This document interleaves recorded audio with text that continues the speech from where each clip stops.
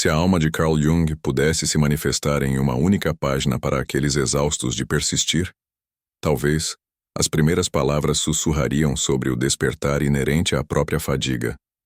Não se trata de um tropeço definitivo, mas da sensibilidade que floresce após a insistência. Contudo, a transição para a clareza nem sempre se revela suave. Por vezes, confrontar a realidade assemelha-se ao momento mais denso de um sonho. A memória das tentativas passadas ecoa, a busca por transformar hábitos enraizados, a absorção de palavras de especialistas em áudio, a adesão a orientações externas, a imposição de metas ambiciosas, a insistente mentalização positiva. É provável que, por breves instantes, uma convicção fervorosa tenha acendido a esperança de uma mudança iminente. No entanto, com o dissipar da euforia inicial, resta apenas a ressonância de algo efêmero. A propulsão motivacional demonstra sua natureza instável, um fluxo e refluxo constante. A peça que talvez esteja faltando neste instante reside em uma ação desvinculada da exaltação momentânea, um movimento singelo, palpável, autêntico, uma escolha que se harmonize com o estado presente e não com as expectativas alheias. Este não é um chamado vibrante à ação, mas um convite à pausa no ciclo incessante de tentativas de reparação, para, enfim, iniciar um agir genuíno. Permaneça atento até o final, caso uma parte íntima ainda acredite em uma via alternativa para recomeçar. Um caminho mais íntegro, sereno, singular. Pois, quem sabe, a metamorfose substancial irrompe precisamente na decisão de permanecer, mesmo na ausência de um roteiro claro. E aproveitando a quietude deste momento, considere a possibilidade de se conectar com este espaço, caso ainda não o tenha feito. Há uma corrente de reflexões autênticas a fluir por aqui. Percebe-se por vezes como a idealização de um novo começo se metamorfoseia em uma forma de procrastinação sutil. Na segunda-feira, tudo se transformará. Com a chegada do próximo mês, um novo ciclo se iniciará. Após o período de descanso, a serenidade permitirá o avanço. Esse depois posterga incessantemente o agora, e enquanto essa miragem temporal não se concretiza, a vida prossegue, marcada não por grandes eventos dramáticos, mas por pequenas renúncias silenciosas. A presença física pode persistir, mas uma parcela essencial se esvai, aquela que nutria convicção, que irradiava coragem, que possuía clareza de seus anseios. O presente revela um padrão peculiar, a esperança de renovação justaposta ao receio da repetição. E, ironicamente, o ciclo se perpetua. Iniciativas fervorosas esbarram em obstáculos invisíveis, um desalento súbito, um contratempo inesperado, uma justificativa plausível, e o retorno ao ponto de partida se torna inevitável. Cada tentativa malfadada imprime uma cicatriz tênue, quase imperceptível, mas de profundidade considerável. Com o tempo, a frustração cede espaço a uma espécie de despedida tácita, um adeus silencioso a todas as versões de si que ousaram e se perderam na jornada. Carl Jung proferiu: nada se transforma até que se torne consciente. Essa epifania altera a perspectiva fundamental, pois a barreira para o progresso talvez não resida na ausência de empenho, mas na inconsciência das forças motrizes por trás das escolhas. A questão transcende a mera força de vontade. O cerne reside na percepção de que a trajetória da vida pode ter sido influenciada por crenças não examinadas, temores transmitidos, normas invisíveis, papéis assumidos inadvertidamente e que agora oprimem sem uma causa aparente. Esse é o vazio que perpetua o ciclo. A razão da dificuldade em prosseguir permanece obscura, mas a sensação de uma força restritiva persiste, como uma mão invisível na escuridão. Essa mão não puxa para trás, mas alerta. A compreensão do que precisa ser deixado para trás ainda não emergiu, e essa compreensão inflige dor, pois implica confrontar a possibilidade de que o obstáculo nunca foi o mundo externo, as circunstâncias ou as pessoas, mas sim a hesitação constante. O quase fui, quase consegui, quase mudei, que se cristalizou em um modo de existir. Contudo, o simples ato de reconhecer esse padrão neste instante já perturba o ciclo da motivação efêmera. A verdadeira impulsão emana da ação concreta e da presença no momento. Esse é o prelúdio de qualquer transformação significativa. Agora que a percepção desse ciclo se inicia, a constatação de que não se trata de indolência, má sorte ou falta de vigor pode começar a surgir. É uma repetição arraigada, algo mais profundo que impede o avanço. E quando essa configuração se torna consciente, a próxima indagação inevitável se apresenta. O que em meu íntimo me impede de seguir adiante? A resposta pode não ser agradável, mas possui o poder de libertar. Jung denominou essa instância de sombra, a porção de si que se aprendeu a ocultar, negar, camuflar, não por malevolência intrínseca, mas porque em algum ponto da existência foi julgada como inaceitável. O ego internalizou que, para obter afeição, era preferível silenciar certas facetas. A raiva, o egoísmo, o medo, a insegurança, mas também a espontaneidade, o desejo, a intuição. Tudo isso foi relegado ao porão da mente, e a cada escolha, feita para agradar, para se encaixar, para sobreviver, um fragmento do ser permaneceu à espera, não para sabotar, mas para ser reconhecido. A sombra não personifica a maldade, mas a parte negligenciada, e tudo o que é esquecido, cedo ou tarde, clama por reconhecimento. É ela quem se manifesta na autossabotagem, na repetição de escolhas outrora renegadas, na fúria inexplicável, na reação áspera seguida de culpa, no silêncio imposto para manter a paz, que paradoxalmente distancia do próprio ser. E aqui reside o ponto crucial. Enquanto a sombra não for integrada, ela persistirá em agir autonomamente. Pode-se rotulá-la de autossabotagem, impulso, recaída, mas em sua essência é apenas uma parte do ser tentando retornar ao lar. Integrar a sombra não implica eliminar nada, mas incluir, contemplar o interior e afirmar: isso também sou eu, com a inevitável dose de vergonha, medo, desconforto, mas com a solidez da verdade.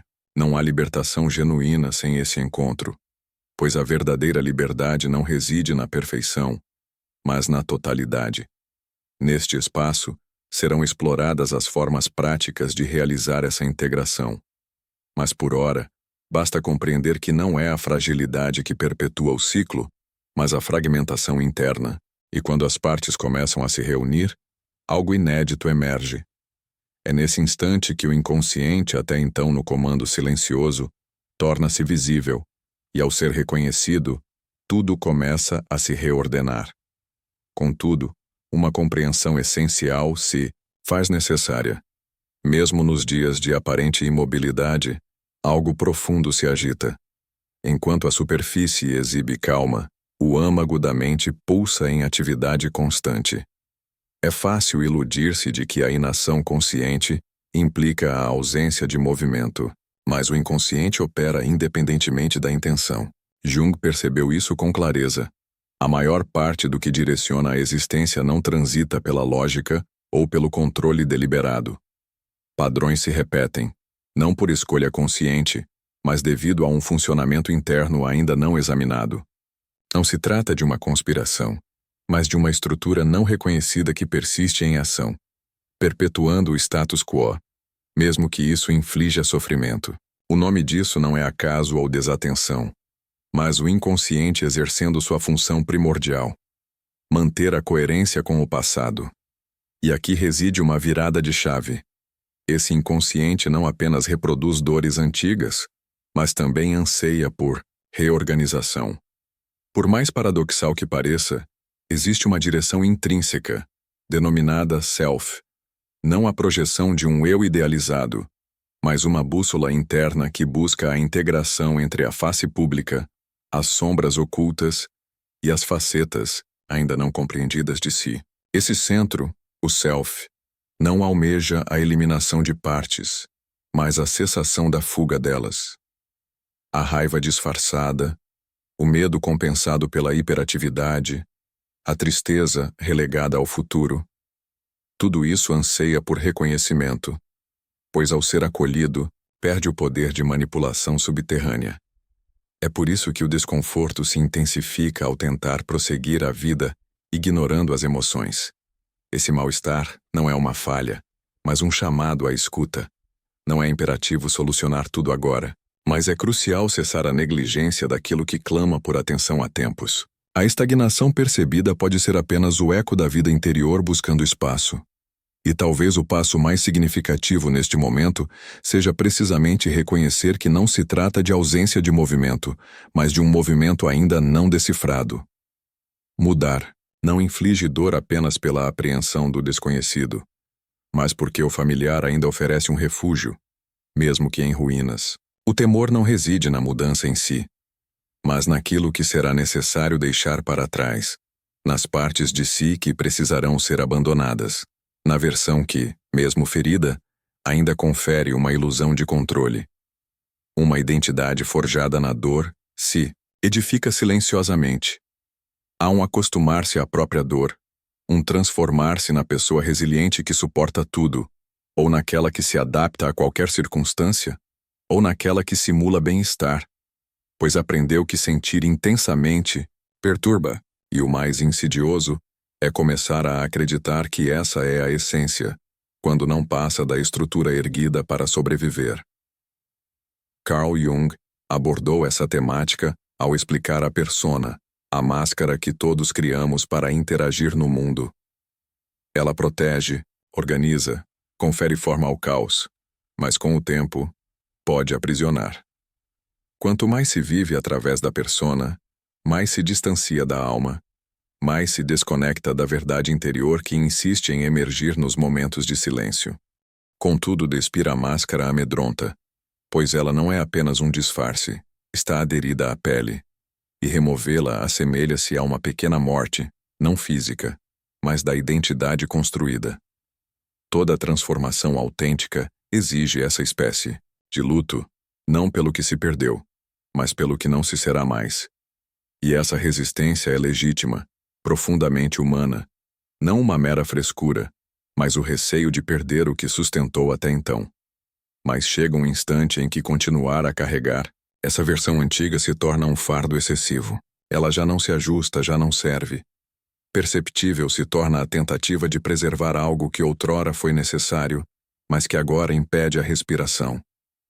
Esse medo paralisante não necessita ser subjugado, mas acolhido.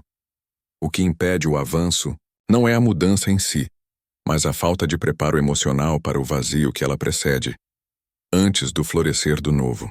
E é nesse exato ponto que muitos desistem, não por ausência de desejo de mudar, mas porque ninguém os alertou que a mudança também é um processo de luto, e todo luto demanda tempo, escuta e compaixão.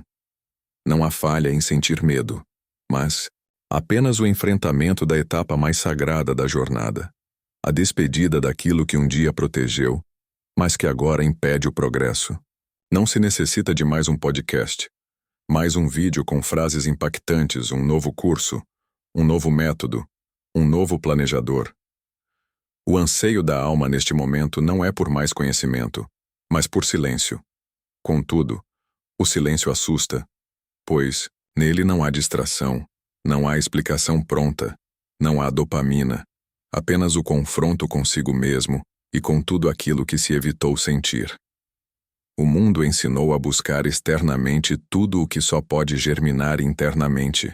Ofereceu técnicas, fórmulas, gurus, discursos e todos eles fizeram algum sentido por um tempo, mas chegou o momento em que, mesmo munido de ferramentas, o vazio interior se intensificou. É nesse ponto que muitos se perdem, pois paradoxalmente, quanto mais se tenta compreender, maior a confusão. E não por falta de esforço, mas pela tentativa de escutar a própria alma em meio a uma avalanche de vozes externas. Carl Jung já advertia: quem olha para fora sonha, quem olha para dentro desperta. Mas olhar para dentro exige algo que o mundo contemporâneo raramente permite: pausa.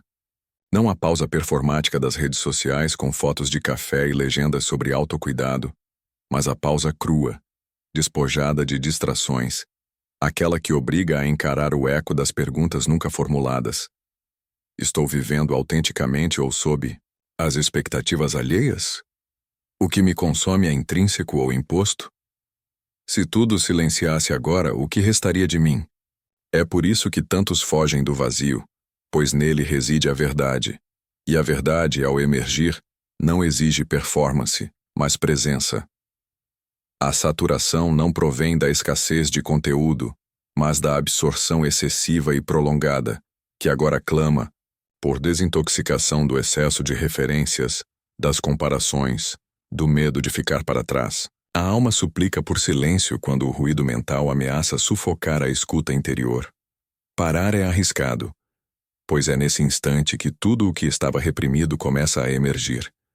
Mas também é aí que algo novo pode finalmente se manifestar, não com urgência, não com respostas prontas, mas com a serenidade de quem, pela primeira vez em muito tempo, está genuinamente presente em seu próprio ser. Não há fratura, apenas plenitude. Plenitude de tentativas, de autocobrança, de expectativas alheias internalizadas como próprias. Não há falha no cansaço, mas exaustão resultante de um esforço prolongado para evitar o tropeço. Há uma distinção entre estar destruído e estar saturado. O destruído perdeu tudo, mas o saturado ainda carrega o peso de tudo. O tempo dedicado a alinhar-se com as expectativas, com o que era considerado correto, com o que parecia funcionar para os outros, resultou em um extravio na sobrecarga. Agora, o corpo protesta, a mente se rebela, o coração não pulsa em sintonia. Isso não é uma deficiência pessoal, mas um sistema nervoso em SOS, uma alma clamando: não suporto mais ser forçada a operar como uma máquina. Não se necessita de mais esforço, mas de espaço para respirar, para sentir, para não ter que performar. Nenhuma cura floresce enquanto o processo de reencontro estiver em andamento. Carl Jung compreendeu esse ponto com clareza implacável. A psique adoece não apenas por dores intensas, mas pelo excesso de contenção, por tudo o que se sente, mas não se expressa, pela autocobrança incessante desprovida de acolhimento, pela energia gasta tentando aparentar bem-estar quando a necessidade premente é de tempo para simplesmente existir, sem pressão. Não se precisa ser consertado, mas ouvido, e neste instante, talvez baste isso. Uma escuta honesta do que o corpo já expressa mesmo em silêncio. A pausa não é o término da jornada, mas o que possibilita retomar o caminho com leveza. Prosseguir sem interrupção é como tentar correr com uma ferida aberta. Respeitar essa exaustão não é capitular, mas finalmente compreender que, por vezes, a única forma de avançar é cessar a imposição de continuar da mesma forma. Não há derrota, apenas esgotamento. E um recomeço só se torna viável após esse tipo de cansaço, aquele que obriga a despir-se de todo o excesso, não por fragilidade, mas por autenticidade. Por vezes, o anseio primordial é o de sumir, desaparecer por um instante, não ser visto, não ter que responder, não ter que explicar o que se sente, até porque, na maioria das vezes, nem a própria pessoa possui clareza. E a culpa surge, a autocrítica de ser fraco, ingrato, dramático. Mas o que poucos entendem é que essa vontade de se ausentar não é necessariamente uma fuga do mundo, mas um chamado para retornar a si. Não se almeja desaparecer da vida, mas do ruído, da obrigação constante de estar bem, da exaustão de performar uma estabilidade inexistente. Busca-se o afastamento das expectativas, do barulho, do olhar alheio, pois tudo isso começou a distanciar do próprio ser, da essência profunda. É uma saudade, não da infância ou de um tempo específico, mas da versão de si que se bastava, que não necessitava de aprovação, que era inteira mesmo imperfeita, que não carregava o fardo da constante necessidade de aprimoramento. Existe um ponto em que a pressão pela evolução se transmuta em autoviolência, e nesse instante, o desejo de interromper tudo é um grito de autopreservação. O sistema tenta proteger da sobrecarga. A alma clama por socorro em uma linguagem que o mundo não reconhece. O silêncio. O recolhimento.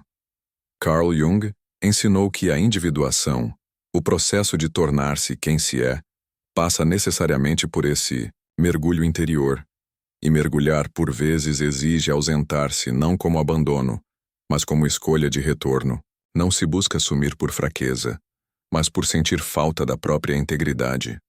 Não no sentido de perfeição, mas de conexão com o que é real em si, mesmo que esse real esteja desorganizado, cansado, confuso. Talvez não seja necessário se esconder do mundo, mas apenas encontrar um espaço onde se possa existir sem a necessidade de explicações, um refúgio pessoal, mesmo que diminuto, mesmo que provisório, mesmo que comece apenas com o reconhecimento. Estou exausto de tentar ser quem esperam que eu seja. Esse é o princípio de um retorno lento, silencioso, autêntico. E todo retorno se inicia com um afastamento. Não um desaparecimento, mas um reencontro. Até este ponto a jornada foi interna.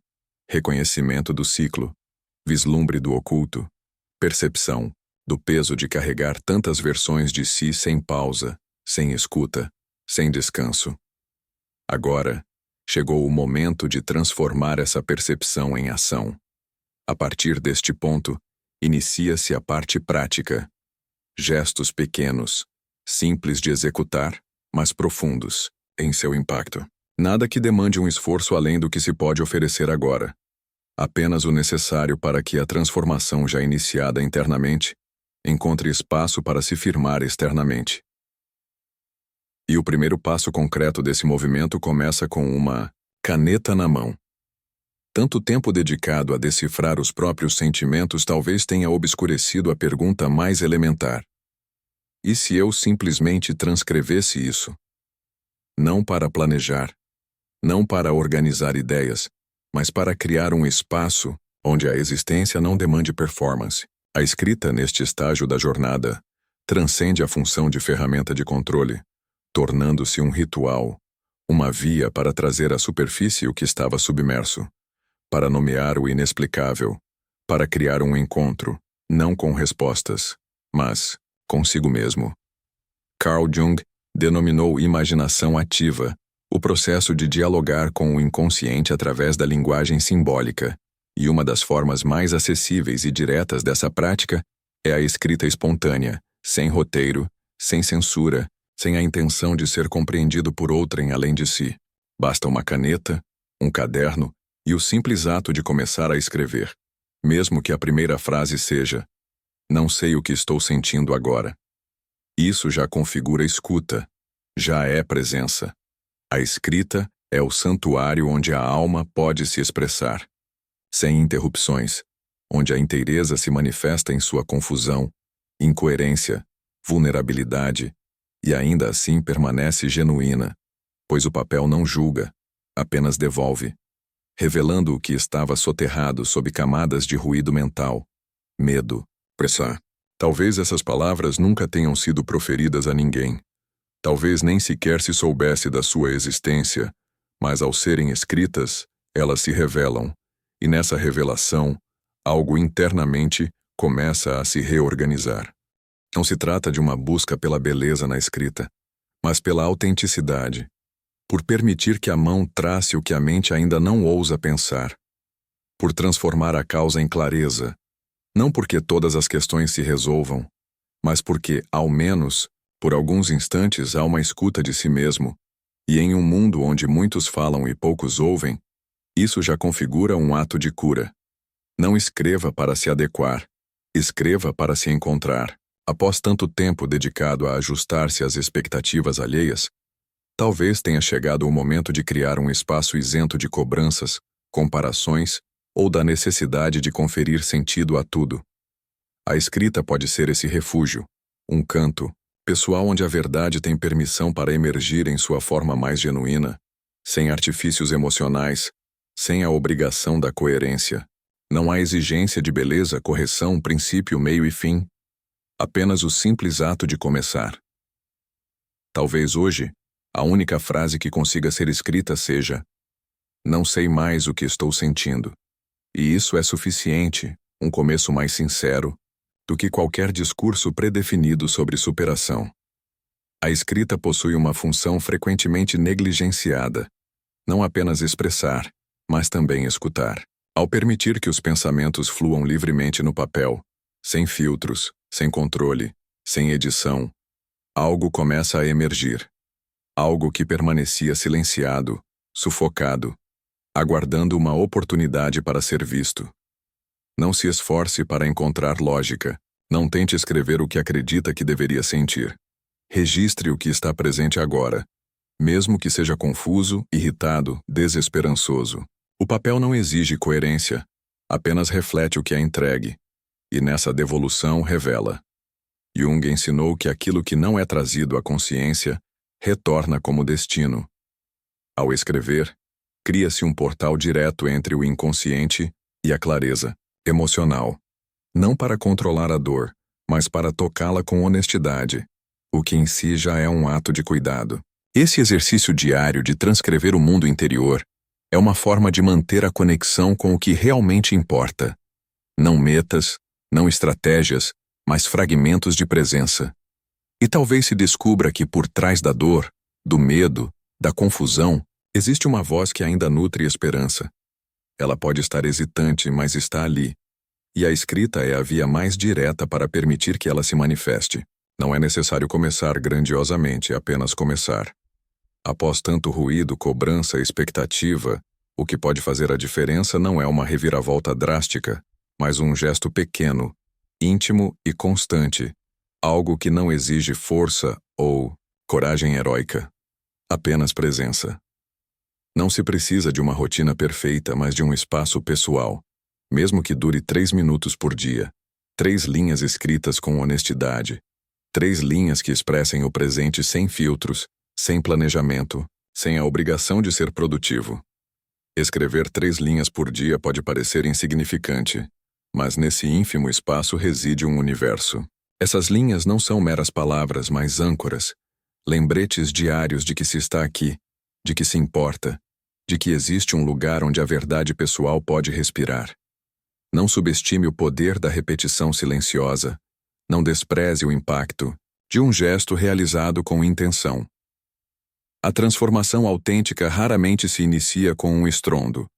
Ela floresce no cotidiano, no ritual simples que se mantém mesmo na exaustão, mesmo na descrença de sua eficácia, mesmo na aparente imutabilidade.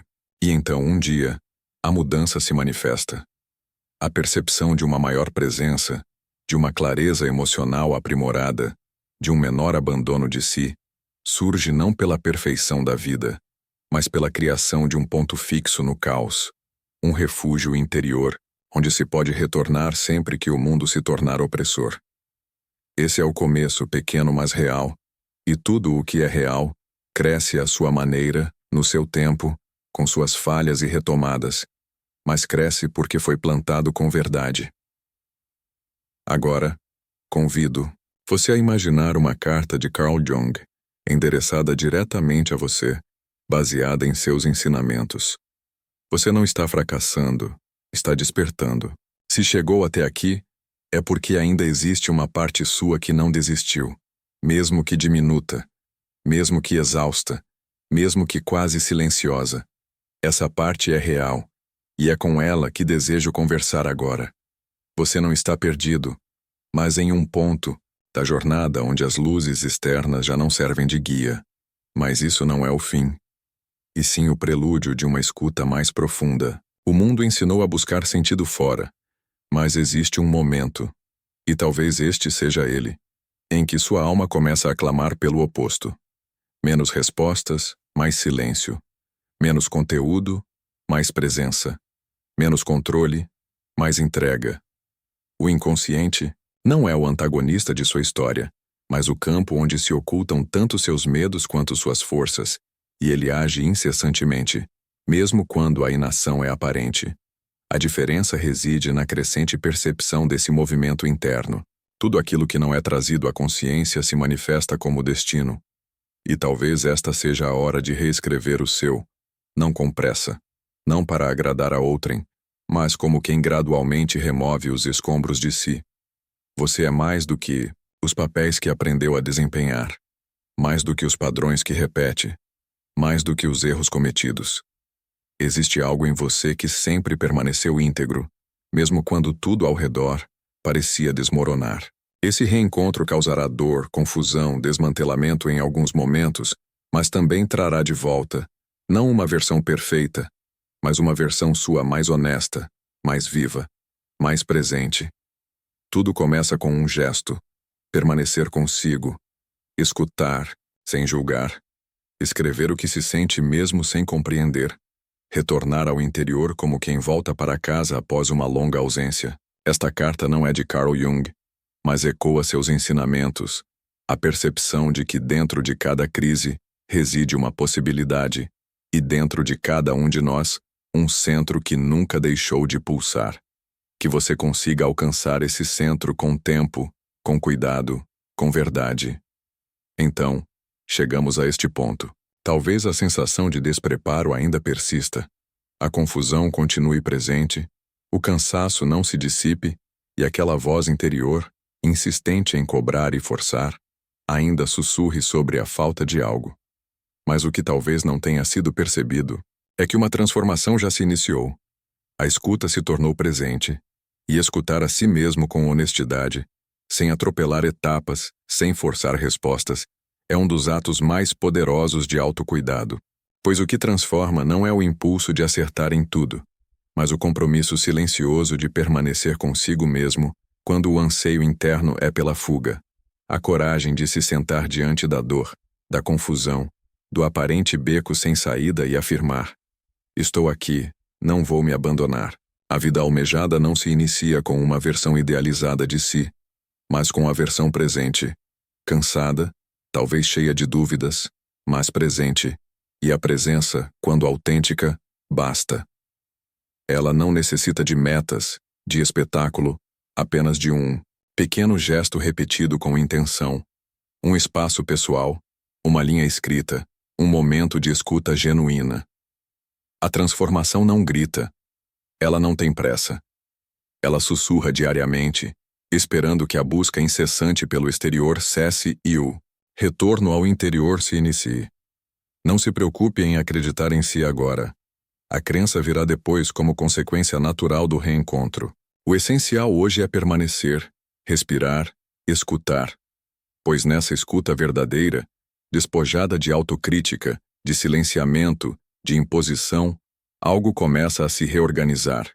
E nesse espaço, mesmo que diminuto, mesmo que frágil, nasce o que nenhum conteúdo externo jamais poderá oferecer: a própria presença como ponto de partida. Se esta jornada ressoou em seu interior, compartilhe nos comentários a frase: eu recebi a carta. Assim saberei que esta mensagem encontrou um lar em você, e que a decisão de seguir foi tomada. E se este conteúdo tocou sua verdade, e você sente que ele pode alcançar outras pessoas que também necessitam desta escuta, considere apoiar este canal de forma direta através do botão "Valeu" aqui embaixo. Essa contribuição financeira faz uma diferença real, permitindo que mensagens como esta continuem sendo produzidas com o cuidado, a profundidade e a verdade que você acabou de vivenciar, e que alcancem ainda mais longe aqueles que talvez estejam no exato ponto onde você já esteve. Obrigado por não se abandonar. Nos encontramos no próximo vídeo.